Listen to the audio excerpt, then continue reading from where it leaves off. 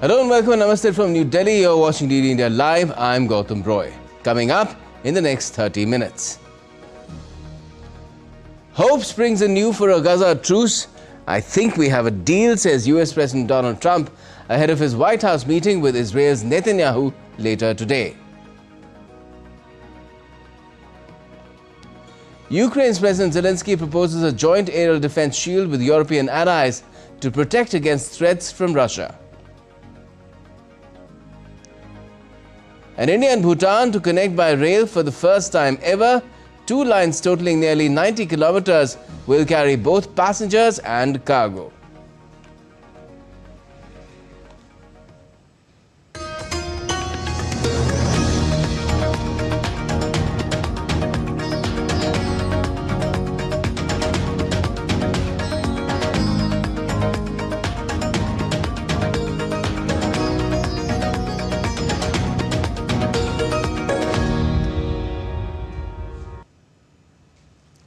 US President Donald Trump has voiced optimism that a deal is near to end the conflict in Gaza ahead of Monday's negotiations with Israel's Prime Minister Benjamin Netanyahu. The two leaders will meet at the White House for a high-stakes discussion, which Trump has boasted could end the conflict in Gaza. Trump projected optimism on Sunday as his government works to close a comprehensive plan that would include the release of all hostages held by the Hamas. White House officials said the U.S. plan calls for the return of all hostages, living and dead, no further Israeli attacks on Qatar, and a new dialogue between Israel and Palestinians for peaceful coexistence. Well, Trump did not provide any specific details of a prospective ceasefire for hostages deal in Gaza, but Vice President J.D. Vance has said that top U.S. officials are immersed in negotiations with Israel and Arab leaders. Vance believed that Trump's optimism is warranted, but injected a note of caution as well. These things can get derailed at the very last minute, so while I remain very hopeful, I am cautiously hopeful. I'm going to let the diplomats continue to work on this, but our principle here is very simple. We want all the hostages to come home.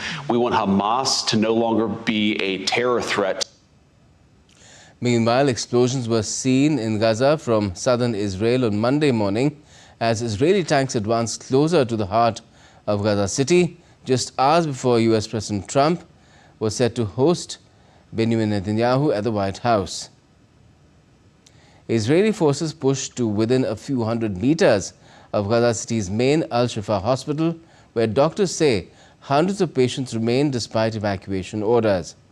Health officials said tanks also surrounded the nearby Al-Hilo hospital, which houses 90 patients, including 12 babies in incubators. The facility was reportedly shelled overnight. Israel says its offensive will not stop until Hamas releases all hostages and lays down its weapons. President Trump, meanwhile, hinted at a possible breakthrough, promoting a new 21-point U.S. plan that calls for a permanent ceasefire and hostage release. We'll keep tracking that key meeting later through the evening as well, but for the moment, moving on. 4 people have been killed, including the suspect in a shooting at a church in the U.S. state of Michigan. A man crashed his vehicle through the front doors of a Mormon church and came out firing an assault rifle, killing 2 people and wounding 8 others before dying in a shootout with the police. The perpetrator, identified as Thomas Jacob Sanford, a 40-year-old man from a nearby town of Burton, also set fire to the church, which was engulfed in flames and billowing smoke. US President Trump called the incident horrendous in a post on his Truth Social platform. The US probe agency FBI is leading the investigation into the shooting, with its officials calling it an act of targeted violence. I can confirm at this time that the FBI is now leading the investigation and is investigating this as an act of targeted violence. FBI crisis response teams, such as our evidence response teams, SWAT, Special Agent Bomb Technicians, victim specialists, were deployed to the scene. We also have special agents who who are continuing to conduct interviews, and intelligence and professional staff personnel providing research and analysis. The Kremlin on Monday accused the authorities in Moldova of preventing hundreds of thousands of Moldovans living in Russia from voting in an important parliamentary election by providing only 2 polling stations for voters in the country. Moldova's pro-European Union ruling party won a resounding victory over its Russian-leading rival in the parliamentary election on Sunday.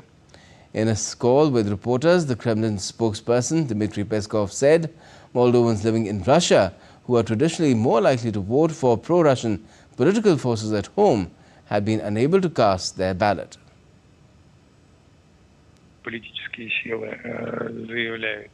Based on what we see and what we know, we can state that hundreds of thousands of Moldovans were deprived of the opportunity to vote in the Russian Federation, as only 2 polling stations were open for them.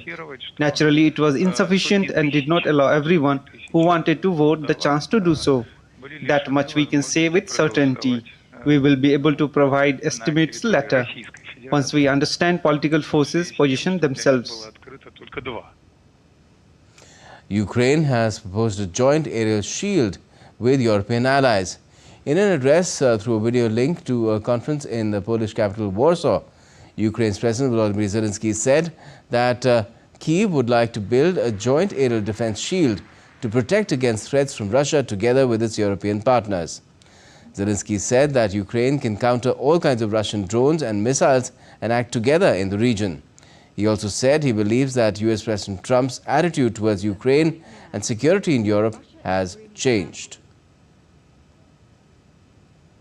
Ukraine proposes to Poland and all our partners to build a joint, truly reliable shield against Russian aerial threats. And this is possible. Ukraine can counter all types of Russian drones and missiles. And if we act together in the region, we will have enough weapons and production capacity for these.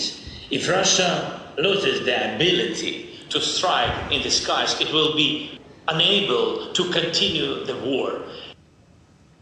After a weekend of intensive Russian bombardment of Ukraine, German Defense Minister Boris Pistorius on Monday called for the European Union to provide a much more flexible regulatory framework for the defense industry in Europe.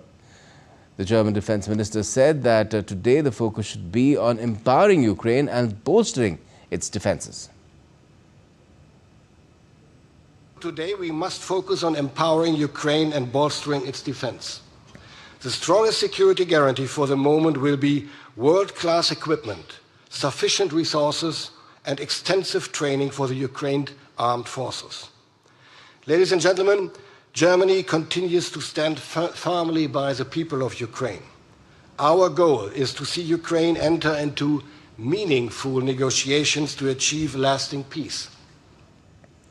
And the US is now considering Ukraine's request to obtain long-range Tomahawk missiles for its effort to push back against Russian incursions.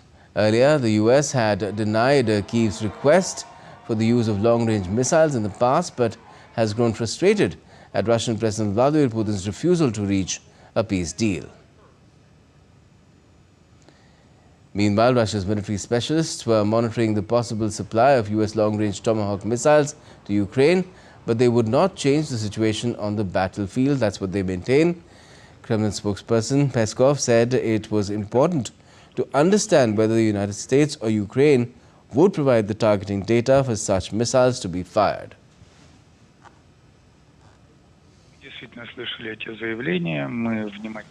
We have indeed heard these statements. We are now carefully analyzing them. They must be analyzed in terms of course, our military specialists are closely monitoring this. The question, as before, is the following. Who can launch these missiles? Even if they are located on their territory controlled by the Kyiv regime, can they be launched solely by Ukrainians? Or must they be operated by American military personnel? Who is setting the target for these missiles? Is it the American side or the Ukrainians themselves? Moldova's pro-EU ruling party has won a key parliamentary election with more than 50% of the vote. According to official results published on Monday, the Party of Action and Solidarity headed by President Maya Sandu, had garnered 50.03% of the vote compared to 24.26% of the pro-Russian patriotic bloc. The remaining distribution of votes cast suggests that the Party of Action and Solidarity could secure the critical majority it needs in the 101-seat chamber to avoid a potentially shaky coalition and keep Moldova's EU bid on track, a process requiring years of legislative efforts. Now, India's Minister of Railways, Ashwini Vaishnav, has announced the launch of new railway projects between India and Bhutan on Monday. In a press conference, the minister outlined key features of the project, which would extend from India's railway network. The initiative involves an investment of around 4,033 crore Indian rupees for a rail line spanning 89 kilometers. This project is basically connecting two very important cities of Bhutan. One is Gelaphu, as Foreign Secretary shared with us. This is being developed as a mindfulness city, and second is Samse, which is an industrial city. The two projects will take off from the network of Indian Railways at Kokrajhar and Banarhat. The investment which is envisaged at this point of time is about 4,033 crore rupees, and the total length is about 90 kilometers, to be precise. 89 kilometers of railway network will be created. The minister also emphasized the strong economic ties between India and Bhutan, noting that the new rail network will contribute to strengthening Bhutan's economy. India is the largest trading partner of Bhutan, and most of the EXIM trade of Bhutan is done through Indian ports. Therefore, it becomes very important to have a good seamless rail connectivity for the Bhutanese economy to grow and for the people to have better ways of access to the global network. So that's why this entire project has been taken up. And Samse and Gelaphu, they have very important significance in the way the Bhutanese economic growth is being planned. India's Foreign Secretary Vikram Misri also highlighted the relations between India and Bhutan, saying the relationship is that of exceptional trust, mutual respect and understanding. India and Bhutan share a relationship of exceptional trust, mutual respect and understanding. This is a relationship that is rooted in cultural and civilizational ties, extensive people-to-people relations, and our shared developmental and security interests. These ties are reflected in very close contact at the highest levels. India's Minister of Commerce and Industry Piyush Goyal attended the valedictory ceremony of the Uttar Pradesh International Trade Show on Monday. Addressing the gathering, the minister lauded Uttar Pradesh's achievements, emphasizing the state's commitment to ease of doing business and digital transformation. Highlighting the broader national impact, the minister said that over the past 11 years, Prime Minister Modi has reshaped India's economic landscape. Modi ji ने लगातार 11 वर्ष एक के बाद एक परिवर्तन किया, transform करी भारत की अर्थव्यवस्था को, भारत की सोच बदली, भ्रष्टाचार मुक्त व्यवस्थाएं बनाई। मोदी जी ने सुनिश्चित किया कि ये सब चीजें अब सिर्फ और सिर्फ नीलामी से या ऑक्शन से, प्रॉपर बिडिंग प्रोसेस से दी जाएंगी, जिससे ये सब पैसा भ्रष्टाचार के बदले सरकारी खजाने में आएगा। और सरकारी खजाने में आके 11 वर्ष की जो यात्रा हम सब ने अनुभव की है, उसमें हम एक फ्रैजाइल 5 इकोनॉमी से आज विश्व की चौथी सबसे बड़ी अर्थव्यवस्था बन गए। And still to come in this edition of DD India Live. The 42nd edition of the Indian Coast Guard Commanders Conference begins in New Delhi. And the EU reimposes restrictive measures against Iran after new talks fail.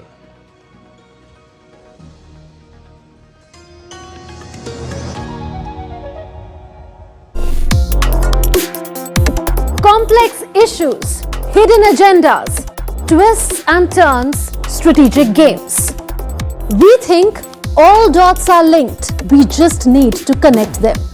Join me every week as I connect the dots to unravel hidden designs in statecraft, mysteries, and decode issues that matter to you. Watch Connecting the Dots with me at these times on DD India.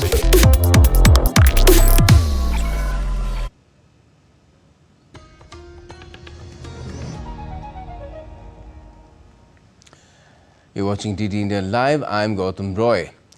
The 42nd edition of the Indian Coast Guard Commanders Conference began in New Delhi on Monday. Spanning 3 days, this premier annual forum brings together the Coast Guard senior leadership to deliberate on strategic, operational and administrative imperatives amidst evolving geopolitical dynamics and maritime security challenges. Defence Minister Rajnath Singh has lauded the Coast Guard for its swift and decisive actions during high-risk incidents, including the MV Banhai 503 fire and the sinking of MV MSC ELSA-3, which showcased the force's operational readiness and environmental protection capabilities.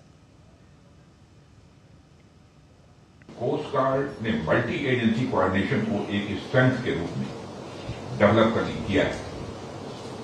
States की civil administration के साथ मिलकर आप जिस प्रकार seamless काम करते हैं वो अपने आप में मैं मानता हूं कि यूनिक है। साथियों, आज मैरीटाइम सिक्योरिटी के परिप्रेक्ष्य में कोस्ट गार्ड सिर्फ सिक्योरिटी प्रोवाइडर ही नहीं है, बल्कि एक फोर्स मल्टीप्लायर ये बन चुकी है। नेवी और अन्य एजेंसीज के साथ मिलकर आप जो सिनर्जी क्रिएट कर रहे हैं, वही हमारी ओवरऑल नेशनल सिक्योरिटी आर्किटेक्चर को और भी मजबूत कर रही है। Prime Minister Narendra Modi inaugurated the new Delhi BJP office at Deen Dayal Upadhyay Marg in Delhi on Monday. The inauguration coincides with the Navratri celebrations. BJP National President JP Nadda, Delhi Chief Minister Rekha Gupta, senior leaders, MPs, MLAs, councillors, union ministers and thousands of party workers were also present on the occasion. Spread across 30,000 square feet, the 5-story building is designed to blend traditional architecture with modern functionality. According to the party, the new office draws inspiration from South Indian design, featuring high pillars at the entrance and the facade. Built on an 825 square meter plot, the eco-friendly building is equipped with state-of-the-art facilities.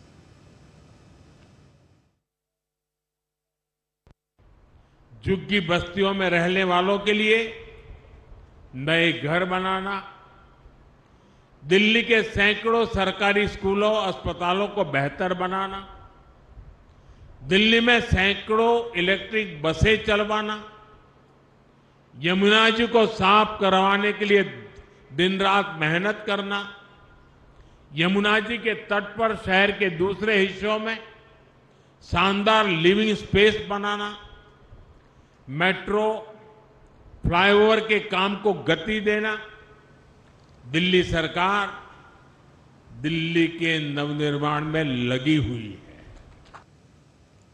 A complete shutdown strike is being held in Pakistan-occupied Kashmir on Monday as markets, shops and businesses remain closed. Local media report that all commercial activities have also been halted, leaving streets deserted. The protest led to the closure of markets and transport services and disruption in network services for a second consecutive day. Schools remained officially open, but classrooms remained empty. The shutdown strike is in support of the Joint Action Committee amid rising public anger over long-standing unresolved issues. The Public Action Committee presented a list of 38 demands that aim to secure genuine rights for the people. The European Union confirmed on Monday that it had reinstated sanctions against Iran following a similar move against Tehran by the United Nations. According to the EU's presidency statement, today the EU reinstated sanctions against Iran in response to its continued non-compliance with the nuclear agreement.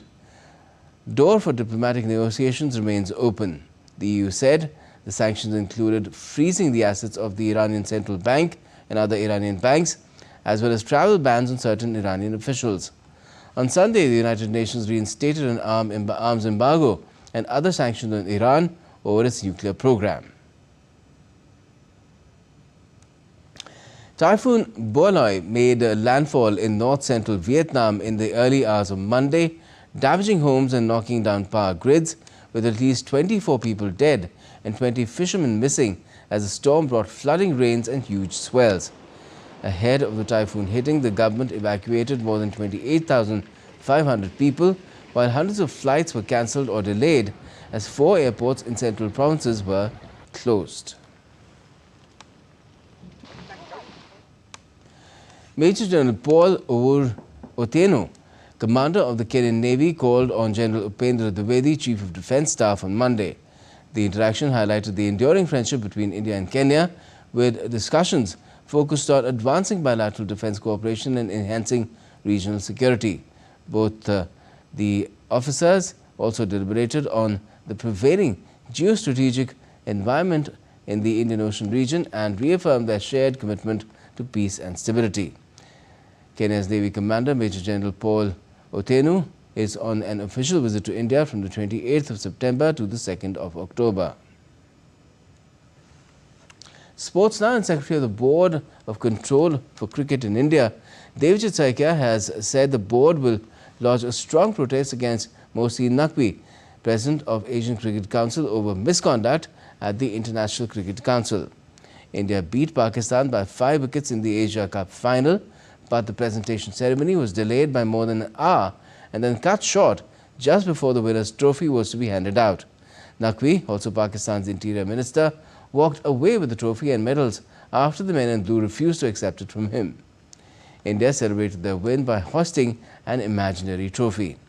Saikia said, "We cannot accept the trophy from a person who represents the country which is waging a war against our country."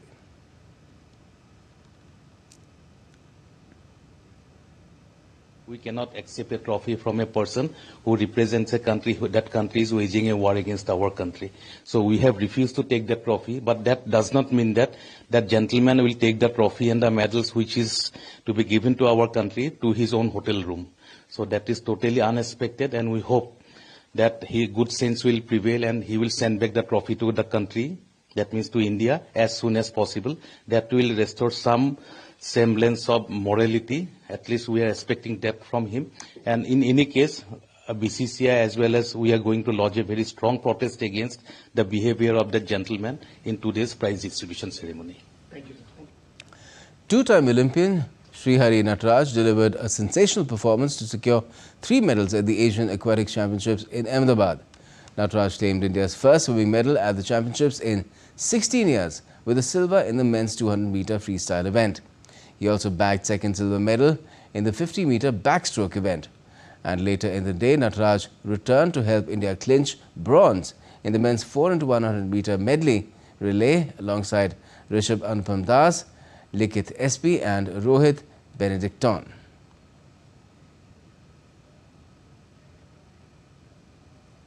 Junior Asian champion Anushka Thakur continued her stellar run at the Junior Shooting World Cup by winning the women's 50-meter rifle 3 positions event in New Delhi. This was her second gold at the tournament.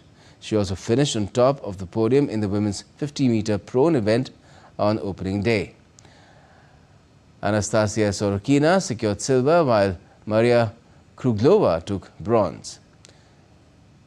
The men's 50-meter rifle 3 positions final saw Dmitry Pimenov clinch gold, while India's Adrian Karmakar fought hard but settled for silver, and Kamil Nuryakimetov claimed bronze. The New Delhi event, which concludes on the 2nd of next month, features 208 shooters from 19 federations. That's all we have for this edition of DD India Live, but let us know your thoughts on the news of the day.